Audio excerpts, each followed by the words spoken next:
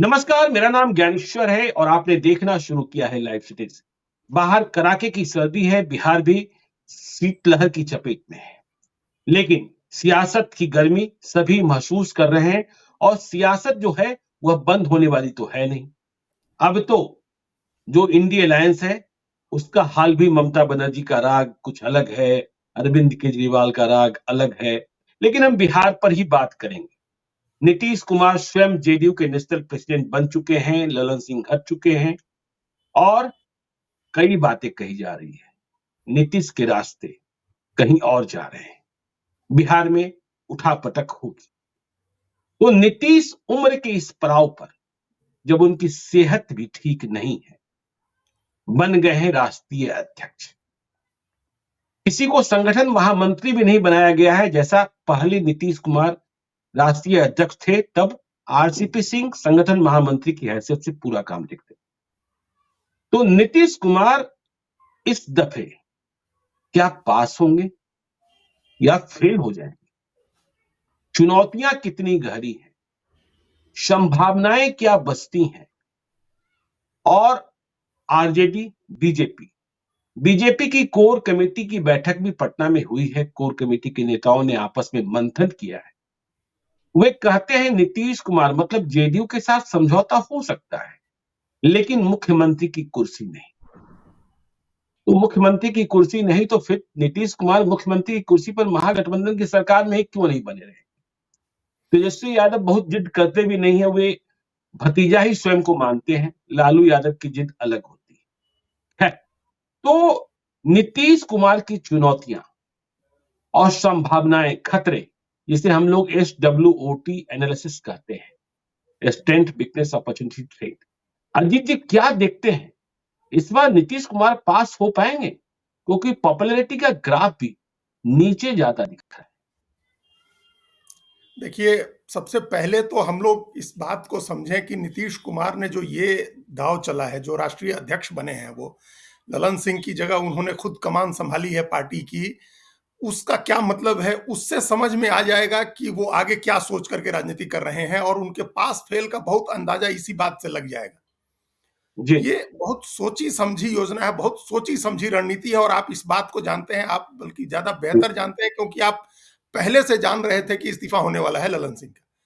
जी बहुत लोग जब जब ये इस भ्रम में आ गए थे कि क्या पता अब इस्तीफा नहीं हो, ललन सिंह ने खंडन कर दिया, तब भी आप इस बात पर कायम थे कि इस्तीफा तो होना है।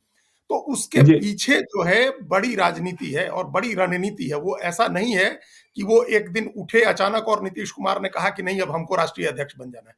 इसके पीछे गहरी राजनीति है, और वो कोई साधारण राजनीतिक समझ का व्यक्ति ये राजनीति नहीं कर सकता है। जी देखिए, पिछले 2 साल में, खासतौर से पिछले सवा साल, जब से पिछले साल अगस्त से आरजेडी के साथ अलायंस हुआ है जेडीयू का, और नई सरकार आई है, नया फॉर्मेशन हुआ है गवर्नमेंट का, उसके बाद से ये लगातार ये धारणा बनती जा रही थी कि नीतीश कुमार और उनकी पार्टी जो है वो आरजेडी में एकाकार हो गए हैं, आरजेडी की तरह हो गए हैं। जी ललन सिंह प्रो आरजेडी चेहरा है, और नीतीश कुमार भी अब ऐलान कर चुके हैं कि तेजस्वी ही भविष्य हैं। तो ये भी एक आरजेडी का एक्सटेंशन हो गई है, जनता दल यू भी आरजेडी का एक्सटेंशन है। तो जी ये धारणा तोड़नी थी। ये धारणा तोड़नी इसलिए जरूरी थी कि जो पिछड़ी जातियां हैं, अत्यंत पिछड़ी जातियां हैं, जो महादलित जातियां हैं या जो फॉरवर्ड जातियां हैं, जिनका जिनका एक तरह का रुझान नीतीश के प्रति रहा है, लेकिन आरजेडी से एलर्जी है, उस जी वोट को एक मैसेज देना है कि नहीं, हम प्रो आरजेडी नहीं हुए, हम आरजेडी नहीं हुए, हमारी एक अलग आइडेंटिटी है, जेडीयू की एक अलग आइडेंटिटी है। वो आइडेंटिटी असर्ट करने के लिए नीतीश कुमार अध्यक्ष बने हैं। अब अपने आप डाउन द लाइन जिसको मैसेज जाना कहते हैं, वो मैसेज चला जाएगा। जो सवर्ण जातियां हैं, जो अत्यंत पिछड़े हैं, महादलित है, सबके बीच एक मैसेज चला जाएगा कि ये प्रो आरजेडी या आरजेडी का एक्सटेंशन नहीं है जेडीयू। जी इस एक तीर से दूसरा शिकार क्या हुआ है कि अभी ये धारणा बन गई थी कि जेडीयू जो है वो पूरी तरह से anti BJP, anti Modi party है। तो इस एक दाव से, इस एक तीर से उन्होंने ये भी स्वीकार कर लिया कि हम एंटी बीजेपी, एंटी मोदी नहीं है। और इसके दो फायदे हैं, राजनीतिक भी और चुनावी भी, इलेक्टोरल भी। राजनीतिक ये, बीजेपी को मैसेज चला गया कि Nitish Kumar open for talk हैं, और open for new कोalition, new formation है, उसके लिए वो ओपन है। तो एक तो ये जी। मैसेज राजनीतिक हुआ, और इलेक्टोरल पॉलिटिक्स में इसका मैसेज ये होता है, आप भी जान रहे हैं, और कोई कितना भी बोले आकर के कोई भी यूट्यूबर मोदी के विरोध में और बीजेपी के विरोध में, उसको भी हकीकत पता है कि व्यापक हिंदू समाज में मोदी की स्वीकृति कैसी है, मोदी का महत्व कितना है। तो आप हम्म। उस मोदी, एंटी मोदी स्टैंड अगर होता है, तो उसका नुकसान आपको होता है एक बड़े तबके में वोट में, खासतौर से जब लोकसभा का चुनाव पहले आना हो। तो नीतीश जी। कुमार ने इस ललन सिंह की जगह खुद अध्यक्ष बन के, और जो एंटी बीजेपी एंटी मोदी जो इमेज बन गई थी पार्टी की, उस इमेज को भी उसको भी खत्म किया, उस धारणा को भी उन्होंने बदला है कि हम anti Modi ji. Anti BJP नहीं है, प्रो आरजेडी या आरजेडी का एक्सटेंशन नहीं है। ये दो चीजें हुई हैं, एक तीर से दो निशाने नीतीश कुमार ने साधे हैं। और अब आप सोचिए कि कोई साधारण राजनीतिक समझ का व्यक्ति ये काम कर सकता है क्या ऐसे समय में? तो नहीं, इसका मतलब बिल्कुल कि नहीं। उनके मानसिक स्वास्थ्य को लेकर के चाहे जो भी बातें कही जा रही हो सकता है कि कभी कोई चीज भूल जाते हो, वो उम्र की वजह से ऐसा होता हो, लेकिन जब राजनीतिक विश्लेषण और राजनीतिक जो दांव चलने की बात आएगी, तो वो नीतीश कुमार के आगे अभी बहुत बहुत कोई बिहार में नहीं है जो उनके सामने राजनीतिक रणनीतिक दांव बना सकता हो। ये बहुत बढ़िया दांव जी। उन्होंने चला, और इसी में उनकी सफलता का राज छिपा हुआ है।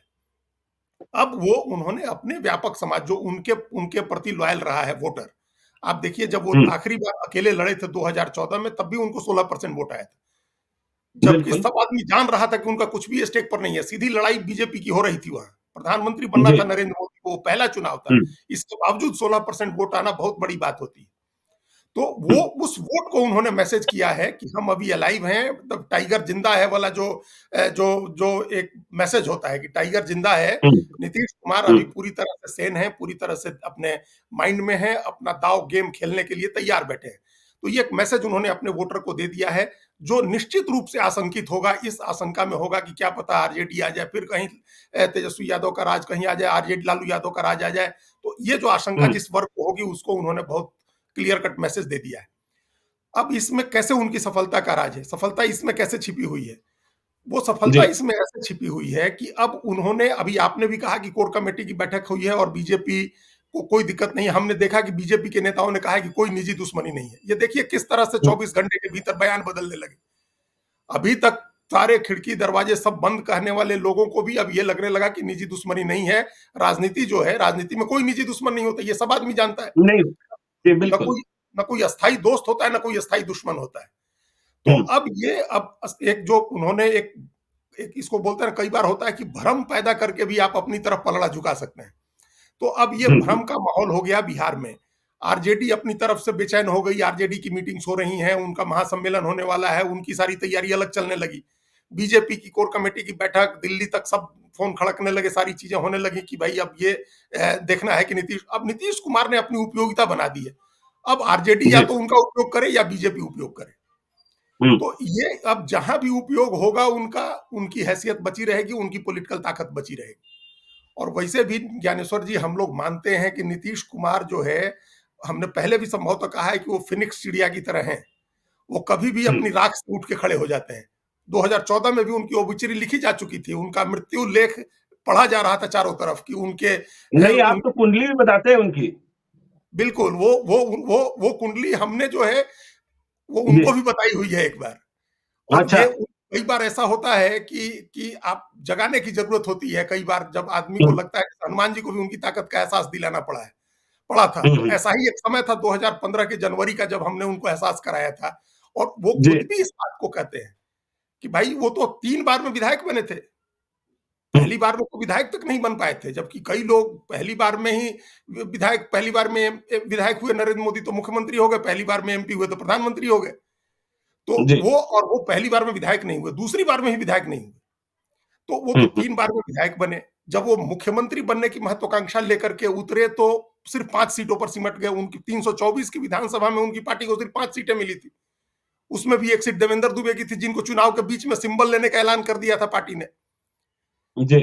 जब जब जब विरोध हुआ था, विवाद हुआ था उनको लेकर के कि बाहुबली हैं, तो 5 सीट पर आए। फिर 2000 में वो 7 दिन के लिए मुख्यमंत्री बने।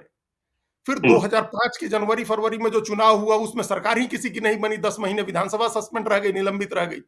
और चौथी जी। बार में जाकर के वो मुख्यमंत्री बने थे। चौथी बार में जाकर के मुख्यमंत्री हुए, तीसरी बार में विधायक जब हुए, लोगों चौथी ने बार माना में, खत्म हो रहे हैं तो मुख्यमंत्री बन गए। तब वो मुख्यमंत्री बने। जब ये कहा जाने बीजेपी लगा को भी जिंदा सचमुच कर दिया। सचमुच कहा जाने लगा कि खत्म हो गया, 2004 में लोकसभा का चुनाव हार करके और अटल बिहारी वाजपेयी की सरकार चली गई थी और हम्म, बीजेपी की स्थिति बहुत खराब थी, वल्नरेबल थी बीजेपी की। उस समय उन्होंने बीजेपी को भी खड़ा कर दिया और अपनी सरकार, पूर्ण बहुमत की सरकार उन्होंने बीजेपी के साथ बनाई। और 5 हम्म, साल के बाद तो जो बहुमत मिला वो ऐतिहासिक था। जी 2010। अकेले नीतीश कुमार 143 सीट लड़के अकेले बहुमत तक पहुंच गए थे, 116 सीट जीत कर। जी। फिर जब वो उस समय एक ओबिचरी लिखी गई थी आरजेडी की, 22 सीट पर सिमट गई थी पार्टी। उसके हम्म, 5 एमपी थे और 22 विधायक थे। जब पार्टी ऐसी स्थिति में पहुंच गई थी, तब जाकर के नीतीश कुमार ने फिर उसको जिंदा कर दिया।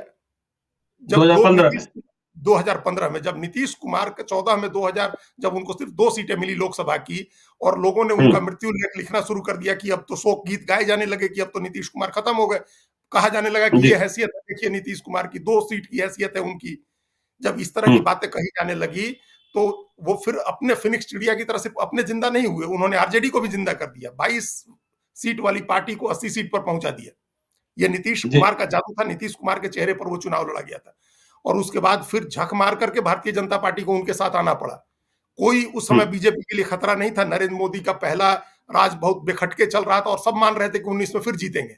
इसके बावजूद बीजेपी को उनकी जरूरत हुई और उनको साथ लेकर के बीजेपी चुनाव लड़ी। बराबर का समझौता कर 2017 में आए। जी। 17 में आए, 19 में बराबर का समझौता हुआ। लोकसभा की अपनी जीती हुई 6 सीटें छोड़ करके बीजेपी ने उनके साथ 17-17 सीट का समझौता किया। हम्म, तो ये जितनी बार नीतीश कुमार को खारिज किया गया है, जितनी बार कहा गया है कि उनका राजनीतिक अस्तित्व अब समाप्त हो गया या उनका शोक गीत लिखे जाने लगे हैं उनके लिए, उस समय फिर वो हम्म, पूरी नए ताकत से, नई एनर्जी के साथ वो आ जाते हैं। तो अभी फिर लिखा जा रहा था, पिछले 4-6 महीने से कम ये चल रहा था कि अब तो खत्म हो गए नीतीश कुमार, अब उनकी सेहत उनका साथ नहीं दे रही है, लोग अब उनके बारे में तरह-तरह की बातें कर रहे हैं, अब उनको आरजेडी भी दबा रही है, अब उनको बीजेपी भी दबा रही है और उस समय नीतीश कुमार ने ये दांव चल दिया। अब सोचिए जी। संकट के समय कोई आदमी कितना शार्प हो सकता है, पॉलिटिकल ब्रेन किसी आदमी का, जो इस तरह का दांव चले, अपने वोटर को मैसेज दे, बीजेपी के वोटर को भी मैसेज दे, अपने एक व्यापक बड़ी कॉन्स्टिट्यूएंसी जो है महिला की हो चाहे महादलित को, उसको एक मैसेज दे। ये सब काम अभी इस एक दाव से नीतीश कुमार ने दे दिया है। अब सारी चीजें उनके इर्द गिर्द घूमेंगी, उनके आसपास होगी, आरजेडी की राजनीति भी हो चाहे बीजेपी की राजनीति हो, उस नीतीश जी। कुमार को सेंटर में रख के दोनों पार्टियों को राजनीति करनी होगी। ठीक है, दोनों पार्टियों को, नीतीश कुमार को ही केंद्र में रखकर राजनीति करनी होगी।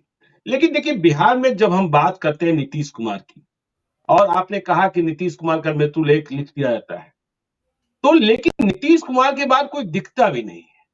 और पुराने लोग जब चर्चा करते हैं, देखिए आप भी उस दौर के रहे हैं, 2005 के पहले बिहार और 2005 के बाद का बिहार, 2023 का बिहार, परिवर्तन तो दिखता है ना। अजीत जी, आपके भी कुछ पुराने तजुर्बे होंगे, 2005 के भय के दृश्य याद आते होंगे, खौफ का मंजर याद आता होगा, जिसे नीतीश कुमार ने बदला।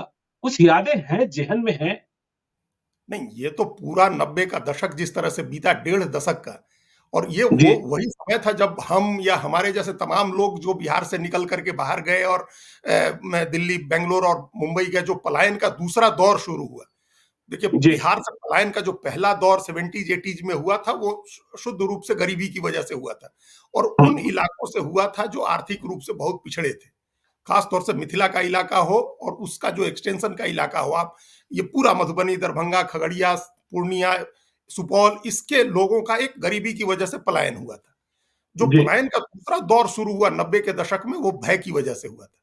और हम्म, 2 चीजें बहुत बुरी तरह से, 2 क्या 3 चीजें बहुत बुरी तरह से बिगड़ गई थी बिहार में। शिक्षा का सारा ढांचा खत्म हो गया। शिक्षा जिस तरह से 90-91 में, 91 के 92 में हमको लग रहा है कि जो परीक्षाएं हुई उसमें कॉपी किताब रख करके और लिखा जाने लगा क्लास में, और वो पूरा जो हम्म, सिस्टम था परीक्षा का, हम जब ग्रेजुएशन का एग्जाम दे रहे थे, ऑनर्स का, पॉलिटिकल साइंस ऑनर्स का एग्जाम, तो जी। मोतिहारी से मुजफ्फरपुर आकर के और बिहार यूनिवर्सिटी के एग्जामिनेशन हॉल में परीक्षा देनी होती थी और पत्ता हम्म, नहीं हिलता था। हमने उस तरह से एग्जाम दिया हुआ है। लेकिन हम 92 में अपना ग्रेजुएशन पूरा करते उस समय तक ये स्थिति हो गई थी कि किताब कॉपी रख के लिखा जाने लगा था। तो एक तो शिक्षा खत्म जी। हुई थी और भय का आलम ऐसा था कि 6 बजे के बाद, ये बात कई बार नीतीश कुमार ने खुद भी कही, 6 बजे के बाद लोगों हम्म, का घर से निकलना, लोग चिंता में पड़ जाते थे, गार्जियन लोगों के, बच्चों के और महिलाओं के, कि भाई कहाँ हो, 6 बजे के पहले घर लौट आओ, 5 बजे के पहले घर जी। लौट आओ। ये स्थिति डेढ़ हम्म, दशक तक रही थी। हम्म, अब ये नहीं है कि अब फिर आरजेडी आ जाएगी तो वही स्थिति हो जाएगी, लेकिन वो नहीं। जी। काफ़ी हद तक उस हाँ। तरह की चीज़ें हैं, जिसका भय लोगों को मन में अभी भी है। और इस बात को हम्म। नीतीश कुमार ने कभी कहने में कोई कोताही नहीं किया। आपको ध्यान होगा उन्होंने विधानसभा में ये बात कही है जब तेजस्वी बगल में बैठे हुए थे। क्योंकि ये कोई बिल्कुल। परसेप्शन की बात नहीं है, कोई धारणा की बात नहीं है। ये हम्म। मैटर ऑफ फैक्ट है, ये तथ्यात्मक बात है। इसीलिए नीतीश कुमार को भी विधानसभा में खड़े होकर कहने में कोई दिक्कत नहीं हुई और आरजेडी के साथ रहते हुए उन्होंने कई चुनावी सभाओं में कहा कि भाई कुछ था थोड़े, सब तो हम किए। और जी। ये बात सही भी है कि सब उन्होंने किया। जो तस्वीर बदली है, चाहे वो इंफ्रास्ट्रक्चर की बात करिए, सड़कें बनने की बात करिए, जो भी स्कूल कॉलेज की थोड़ी बहुत स्थिति सुधरी उसकी बात करिए। पहले कार्यकाल में जो 2005 से 10 का तो गोल्डन पीरियड कहेंगे हम लोग आधुनिक बिहार में, जो जिस तरह के उस समय बदलाव हुए थे स्वास्थ्य के क्षेत्र जी। में, वो काफ़ी काम किए। और आज भी ज्ञानेश्वर जी काम तो जो जिस तरह से हो रहे हैं बिहार में अभी भी, देखिए वो जी। हमको किसी बहुत दूसरे व्यक्ति ने कहा, मतलब जिस व्यक्ति का राजनीति से कोई लेना-देना नहीं है। हम्म। नौकरी करने वाले व्यक्ति ने, ऐसा भी नहीं है कि बहुत कमिटेड आदमी हो बीजेपी का, नीतीश कुमार का, उसने कहा कि अभी अभी जब दरभंगा का 2000 करोड़ रुपए से ऊपर का जो हेल्थ जो हॉस्पिटल वाला प्रोजेक्ट जब फिर से दोबारा पास हुआ, उसका बजट बढ़ा और वो बना, तो उसने कहा कि अभी इस सरकार ने इतना काम किया, इतने अस्पताल बन रहे हैं, इतनी सड़कें बन रही हैं, इतनी चीजें यहाँ हो रही हैं कि लोग फोटो लेकर के घूमेंगे नीतीश कुमार का तो वोट मिल जाएगा। तो हमारे लिए ये बड़ी हैरानी की बात थी, क्योंकि हम एक तरफ ये सुन रहे थे कि नीतीश कुमार खत्म हो रहे हैं, लोग सड़कों पर उनके विरोध में बोल रहे हैं, लोग गालियां दे रहे हैं उनको, और एक आदमी, समझदार आदमी, ये बात कह रहा है कि फोटो लेकर के भी घूमिएगा तो नीतीश कुमार के नाम पर वोट मिल जाएगा। अभी ये स्थिति, तो जी। वो एक तरह की जरूरत है नीतीश कुमार, आप ये समझिए। और उसके पीछे उनकी पॉलिटिक्स भी, ऐसा नहीं है कि सिर्फ उनका काम हम्म। है। उन्होंने हम्म। पॉलिटिक्स भी ऐसी की है कि आरजेडी में हो, बीजेपी हो, दूसरी कोई पार्टी हो, लीडर नहीं खड़ा हुआ उनके कद का। किसी भी पार्टी में कोई लीडर नहीं बन सका जो उनके कद का को मैच कर सकता हो, उनके मुकाबले का जी। लीडर हो। हम्म। जब भी लीडर की बात आएगी तो लालू यादव नेता रहे थे, पिछड़ों के मसीहा रहे थे, हम्म। मंडल के नेता रहे थे, लेकिन उसके बाद नेता नीतीश कुमार ही हुए, जो मंडल के भी मसीहा हैं, पिछड़े वंचितों के भी नेता हैं, महिलाओं के भी नेता हैं, और विकास करने वाले भी हैं। सुशासन के साथ न्याय का जो उनका कॉन्सेप्ट है, वो लेके आए और उन्होंने एक धारणा बनाई, बदली बिहार के बारे में। बिहार के बारे में निश्चित रूप से जो परसेप्शन बदला पूरे देश में, वो पिछले 15 हम्म। साल के नीतीश कुमार के राज की, 15-17 साल, 18 साल का जो भी उनका राज है, 18 साल का, उसकी बड़ी उपलब्धि है कि बिहार के बारे में एक धारणा बदली। अब हाँ, बिहारियों नहीं को तो। और बिहार के जी। लोगों को उस तरह से नहीं देखा जाता है। जब हम 95 में दिल्ली आए थे और जिस तरह से देखा जाता था, उस तरह से अब नहीं देखा जाता है। ये एक धारणा हम्म। बदली। नीतीश कुमार को एक नेशनल लीडर के तौर पर लोगों ने देखा, एक्सेप्ट किया। ये कहा जाने लगा था कि नीतीश कुमार प्रधानमंत्री मोदी के विकल्प हो सकते हैं, उनकी जगह ले सकते हैं, प्रधानमंत्री पद के अच्छे दावेदार हो सकते हैं। तो निजी तौर पर अपनी छवि बनाने की बात हो या पॉलिटिक्स करने की बात हो, बिहार के लिए कुछ काम करने की बात हो, तो ये सब नीतीश कुमार की पूंजी है, उनकी पुण्यता है, इसको कोई खारिज नहीं कर सकता है। हाँ, ठीक है, उनकी पूंजी है, पुण्यता है, इसे खारिज नहीं कर सकता।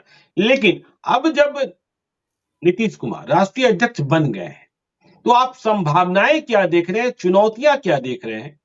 और ललन सिंह जैसे विश्वस्त हटे हैं, तो आपको क्या लगता है कि नीतीश कुमार के बदले हर काम, कार्यकर्ता का हर काम, संगठन का हर काम नीतीश कुमार नहीं कर सकते?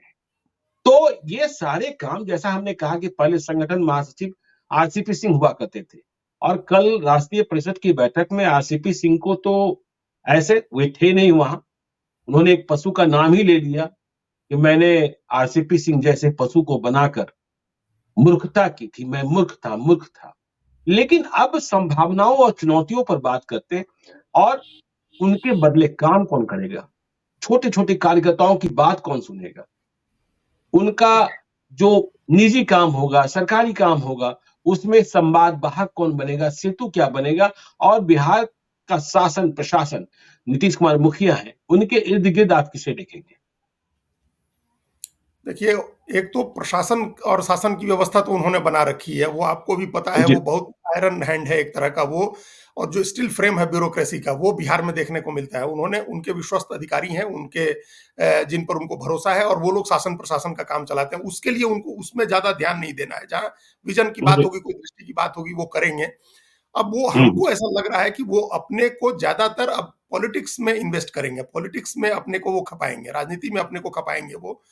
और जी वो कोई नई चीज नहीं होगी, वो राजनीति ही करते रहे हैं जीवन भर अपने, तो राजनीति में वो अपने को खपाएंगे। और अभी भी एक दिन, 2 दिन, 4 दिन में हम लोग को इंतजार करना चाहिए, कोई ना कोई पॉलिटिकल सिस्टम बनेगा जिस सिस्टम में वो कार्यकारी अध्यक्ष भी बना सकते हैं, संगठन महामंत्री भी बना सकते हैं, कुछ ऐसी नियुक्तियां वो कर सकते हैं जिनको जो संदेशवाहक का जो आपने काम कहा कि वो करेंगे, और रेगुलर लोगों से मिलने जुलने का काम वो पार्टी कार्यालय में करने के लिए वो लोग अपॉइंट करेंगे। पर्दे के जी पीछे के जो काम हैं, जितने भी जो पॉलिटिकल मैनूवरिंग का काम होगा, वो काम तो अभी भी ललन सिंह देखते रहेंगे। ऐसा नहीं है कि ललन सिंह कोई नाराज होकर के उनसे गए हैं या उन्होंने हटाया है उनको, वो म्यूचुअल अंडरस्टैंडिंग से वो हटे हैं। दोनों को पता जी है, दोनों एक दूसरे के पूरक हैं, और दोनों को पता है कि सरकार में आने के लिए कई बार इस तरह की कुर्बानी देनी होती है, इस तरह के फैसले करने होते हैं। फिर उसके बाद आप देखिएगा चीजें फिर सब सामने आ जाएंगी। पर्दे के पीछे जो काम है वो काम ललन सिंह करते रहेंगे। जो प्रबंधन का काम उनके जिम्मे पहले था वो भी वो करते रहेंगे। लोगों के जी सामने एक फेस लाने की बात होगी तो वो भी लाया जाएगा, जो पार्टी ऑफिस में बैठ के या अपने घर से ही लोगों के साथ मिलेगा, कार्यकर्ताओं के साथ संवाद करेगा। और नीतीश कुमार भी थोड़ा ज्यादा समय पॉलिटिक्स में देंगे। लेकिन जी उसके पहले उनको फिर वो यात्रा पर निकलने का भी है, उनका जन जागरण अभियान शुरू करेंगे, तो वो यात्रा के बीच में तो जनता से मिलते हैं, काफी लोगों से उनका मिलना जुलना होता है। अभी आपने देखा जो उनकी पिछली यात्रा थी उसमें सीधे लोगों से मिल रहे थे। लोग पक्ष में जी विपक्ष में नारे भी लगाते हैं, लेकिन वो तो नेता के सामने ऐसा होता रहता है, वो तो सब देखते थे, सब हम्म, सामने लोगों से मिलते थे। तो वो भी करेंगे, जनता से उनका संवाद बढ़ेगा। इस बीच अपने को पॉलिटिक्स में इन्वेस्ट करेंगे ज्यादा। जी ज्यादा बड़ी चुनौती ये है कि वो समीकरण क्या हम्म, बनाते हैं। अभी मौजूदा हम्म, समीकरण में आरजेडी के साथ रह जाते हैं या बीजेपी के साथ जाने का फैसला होता है। अब ये चीजें उन दोनों पार्टियों पर डिपेंड करेगी। अब अगर चुप भी बैठे रहेंगे नीतीश कुमार तो दोनों पार्टियों की बेचैनी बढ़ेगी, हम्म, क्योंकि दोनों को जरूरत है उनकी। और हमने नीतीश कल कुमार भी की आप हाँ, कल भी हमने आपको कहा था कि बीजेपी जितने भी भरोसे में हो कि हम 30 सीट जी जीत जाएंगे, लेकिन हम्म, कोई रिस्क नहीं लेना चाहेगा। अगर 1% भी उसमें रिस्क है तो वो रिस्क नहीं लेना चाहेंगे, क्योंकि बड़ी चीज दाव पर लगी हुई है, देश की सत्ता दाव पर लगी हुई है। और इसी वजह से उन्होंने 2019 में भी बीजेपी ने कोई रिस्क नहीं लिया था, और नीतीश हम्म, कुमार के साथ समझौता बराबरी पर हुआ था। और विधानसभा के समय ही ये तय लोकसभा के समय ही ये तय हो गया था कि विधानसभा में 100-100 सीटें लड़नी है दोनों को।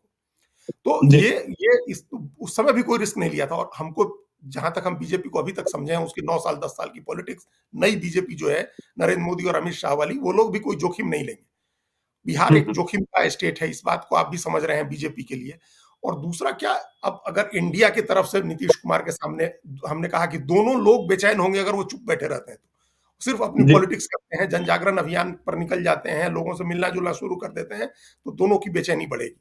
इस बात की भी संभावना है कि इंडिया की तरफ से भी उनको अप्रोच किया जाए और कुछ उनको ऑफर किया जाए, क्योंकि इंडिया को भी पता है कि सिर्फ बिहार की 40 सीटों का मामला नहीं है, ये पूरे हम्म, प्रदेश में परसेप्शन का मामला है। कि किसी तरह जी से अगर नीतीश कुमार अलायंस से बाहर निकलते हैं तो इससे पूरे देश में इंडिया का परसेप्शन बिगड़ेगा, जो विपक्षी गठबंधन है उसका परसेप्शन बिगड़ेगा, ममता बनर्जी से नहीं बिगड़ेगा। सबको पता है जी कि ममता बनर्जी के साथ कोई बहुत बड़ा वहां समझौता कांग्रेस का नहीं होने वाला था, न लेफ्ट का होने वाला था। वो अपने अकेले दम पर वो लड़ेंगी, बीजेपी के साथ आमने सामने की लड़ाई है उनकी। तो वो अगर अलग हो जाती हैं तब भी कोई धारणा प्रभावित नहीं होती। केरल में हम्म, लेफ्ट अलग ही हो गया, लेफ्ट का कांग्रेस का कोई तालमेल नहीं होना, लेकिन उससे धारणा प्रभावित नहीं होती है। जी धारणा प्रभावित होगी नीतीश कुमार के अलग होने से। हिंदी पट्टी का की पूरी हिंदी पट्टी की धारणा, पूरे उत्तर भारत की धारणा नीतीश कुमार की वजह से प्रभावित होगी। इसलिए इंडिया ब्लॉक के नेता भी चाहेंगे कि उनको किसी तरह से हम रोक करके रखें। जी दूसरी ओर बीजेपी चाहेगी कि वो अलायंस किसी तरह से ब्रेक हो, क्योंकि हम्म, ब्रेक होने से पॉजिटिव परसेप्शन बनेगा बीजेपी का, निगेटिव बनेगा इंडिया का, और जो इलेक्टोरल गेन है बीजेपी को वो निश्चित रूप से बहुत ज्यादा बढ़ जाएगा। बीजेपी अभी इस भरोसे में नहीं बैठी रहेगी कि वहां, हम लोग यहाँ कहावत है ना कि वो कि एक जो खरगोश आपके हाथ में है वो झाड़ी में के दो से बेहतर होता है। जी झाड़ी में दो खरगोश दिख रहे हैं, उससे बेटर है कि आपके हम्म, पास एक है। तो जो हम्म, 17 सीटें बीजेपी के पास हैं वो ज्यादा बेहतर है कि 30 दिख रही है कि मिल जाएगी उससे। 30 बिल्कुल के सपने तो ठीक है, 30 के सपने ठीक है, हम्म, लेकिन 17 है, इसको कैसे बचाएंगे? और 6 जी अपना भरोसे का जो अलायंस जो पार्टनर है, जैसे चिराग पासवान है, उनकी जो 6 हैं वो कैसे बचेगी? 23 सीटें तो अभी भी हैं, तो ये 23 बिल्कुल सीटें कैसे बचाएंगे? इसमें कैसे ऐड करेंगे? हम्म, हम्म, तो वो संयोग पर होगा अगर अकेले लड़ते हैं, और नीतीश कुमार के हम्म, साथ लड़ते हैं तो पक्का हो जाएगा कि इतना बचेगा। तो जब ठीक अगर है ऐसा हो सकता है तो बीजेपी क्यों नहीं ऐसा हम्म, करेगी? अब एक वो मुख्यमंत्री पद की बात है कि मुख्यमंत्री नीतीश कुमार हट जाएं और बीजेपी का बना दें, या लोकसभा चुनाव तक बने रहें, उसके बाद कोई और फॉर्मूला बने, तो ये ज्यादा बड़ी चीज नहीं होती है।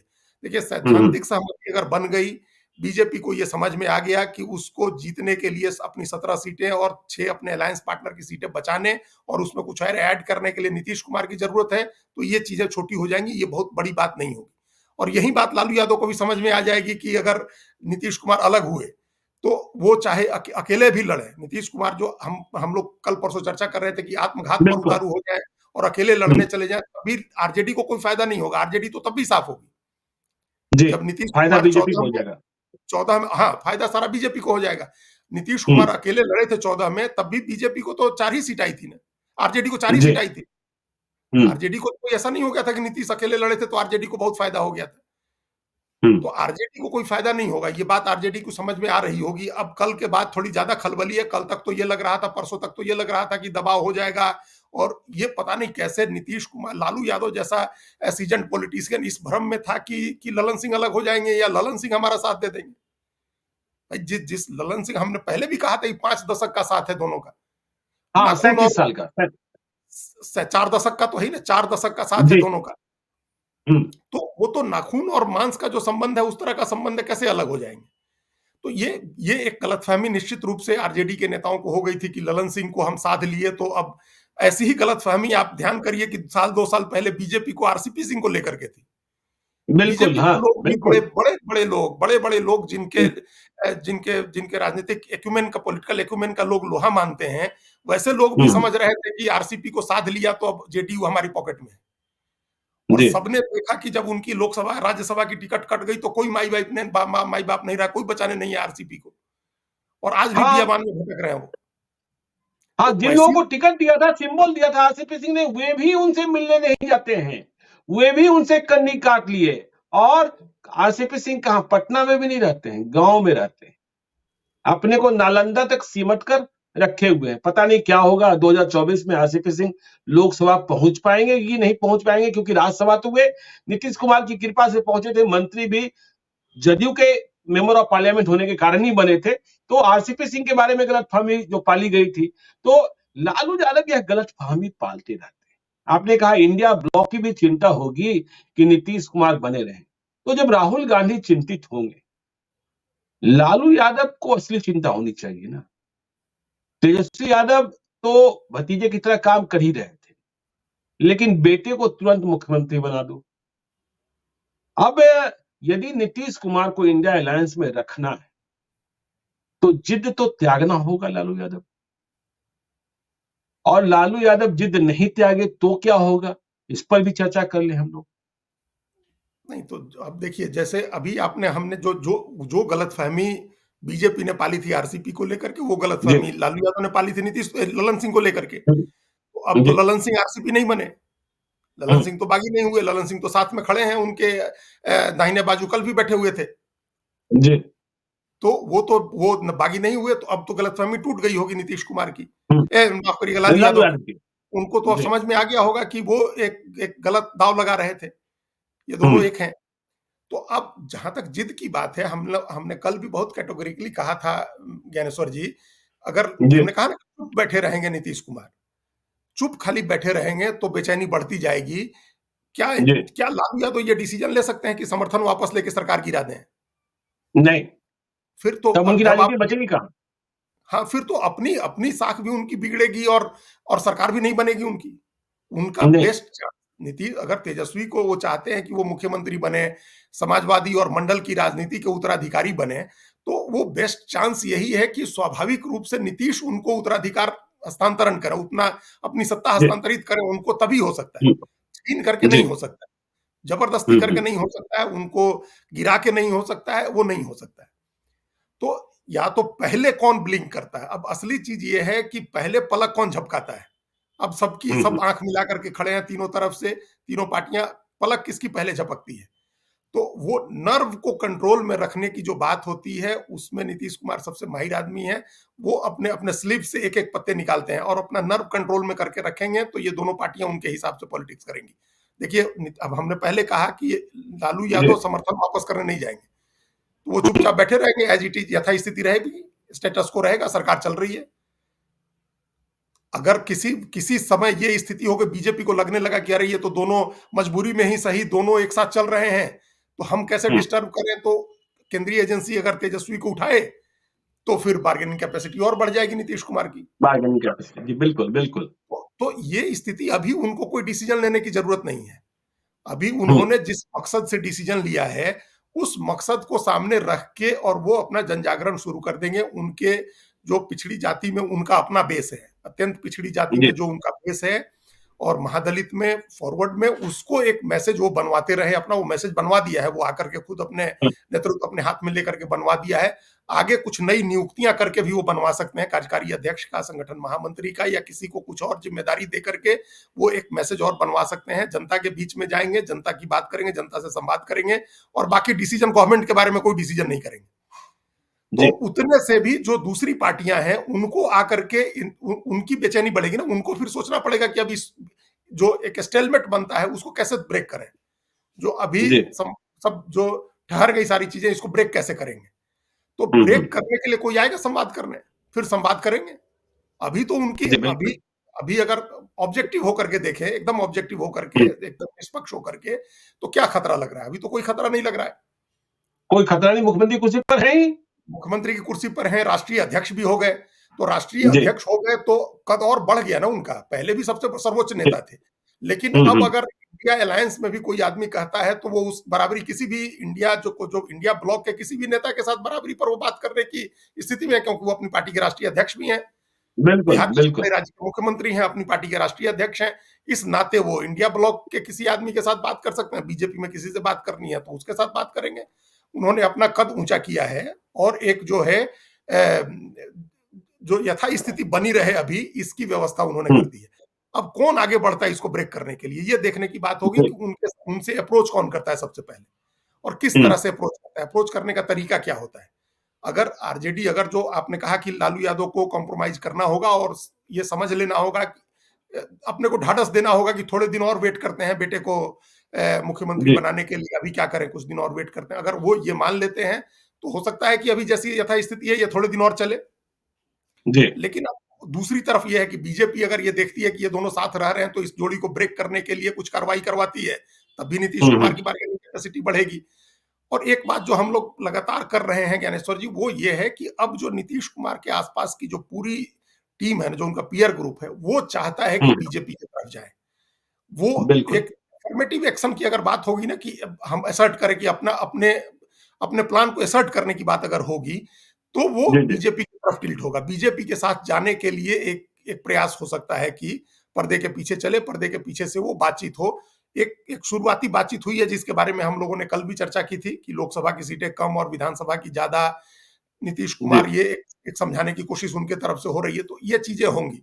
लेकिन वो अपनी पोजीशन पर बैठे हुए ये बात करेंगे। अब पहले लग रहा था कि वो वल्नरेबल हैं, अपने पोजीशन से डाउन होंगे, कंप्रोमाइज करेंगे, लेकिन अब वो स्थिति नहीं है। वो अपने जहां जिस पोजीशन पर है, अपना पोजीशन होल्ड किया हुआ है उन्होंने, उस पोजीशन पर बैठ करके वो बात करेंगे। और बेचैनी दोनों तरफ बढ़ेगी। अगर वो चुप बैठ जाते हैं तब बेचैनी दोनों तरफ बढ़ेगी। और जो पॉलिटिकल इलेक्टोरल मैसेज है अपने मतदाताओं को, अपने समर्थकों को, वो उन्होंने दे दिया है। देखिए, उनके जो समर्थक है उसमें खुशी है, उसमें निराशा नहीं है। उसमें निराशा थी 2 दिन 4 दिन पहले, लेकिन उसमें एक जोश आया, उसमें एक उत्साह आया है। तो एक तीर से नीतीश कुमार ने कई शिकार कर दिए हैं, और बिहार की बाजी अब भी नीतीश कुमार के हाथ में यह बात परिलक्षित हो रही है। हमारे दर्शकों ने भी विस्तार से समझा कि बिहार की ताजा स्थिति क्या है, नीतीश कुमार के हाथ में क्या है, लालू यादव के हाथ में क्या है, बीजेपी के पास क्या है, और इंडिया ब्लॉक के पास क्या है। तो बिहार की चर्चाओं को लेकर हम आगे भी बने रहेंगे। नया साल आ रहा है, हम अपने दर्शकों को आने वाले नए साल की शुभकामना भी देते हैं, और चलते चलते ये अनुरोध करते हैं कि यदि अब तक आपने हमारे YouTube चैनल लाइव सिटी को सब्सक्राइब नहीं किया है तो जरूर कर लीजिएगा। और यदि इस वीडियो को आप फेसबुक पेज के माध्यम से देख रहे हैं तो पेज को लाइक कीजिएगा, ट्विटर पर भी हमें फॉलो कीजिए। धन्यवाद।